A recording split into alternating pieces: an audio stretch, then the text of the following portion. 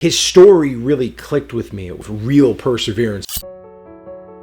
Master Chef Shawn is an amazing human being and someone who I'm very proud to call a friend. And his journey through the Master Chef exam was a very bumpy road. And when I first heard it and realized he had taken the test 3 times, his story really clicked with me. It was a story of real perseverance, growth, and understanding. And he always had his eye on the prize. He was never not going to continue. And I love for him to share that. And I'm really excited to share with you a conversation that we had as he talks through some of those steps and some of his big lessons that he took in his 7-year journey from the first time he took the Master Chef to when he passed it. He had great foundations. He had the will to master the craft. Knowing where he came from and seeing how far he went, there's no reason why you can't be successful as well.